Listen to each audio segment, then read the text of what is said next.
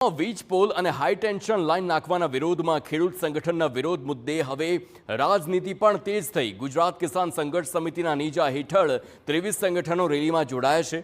આમ આદમી પાર્ટીએ અને કોંગ્રેસ વચ્ચે ખેડૂત રેલીને લઈને શાબ્દિક જંગ શરૂ થયો।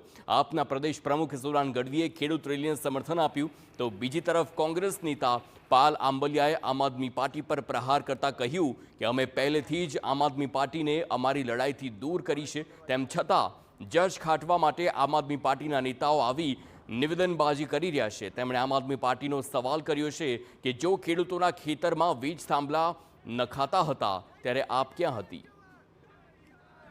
આમ આદમી પાર્ટી આ રેલીમાં સહયોગ આપશે। આ ખેડૂતોની રેલી છે, કોઈ પાર્ટીની રેલીઓ નથી।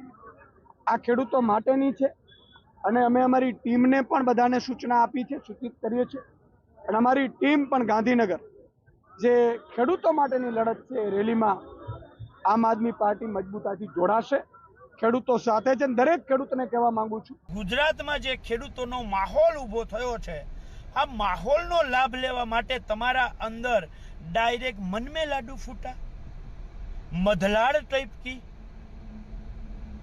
અરે ભાઈ, છેલ્લા 6 મહિનાથી સૌરાષ્ટ્રના ખેડૂતો, વાવથરાદના ખેડૂતો બિચારા રાડું દે છે।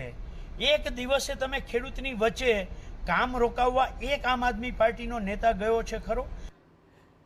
તો આ તરફ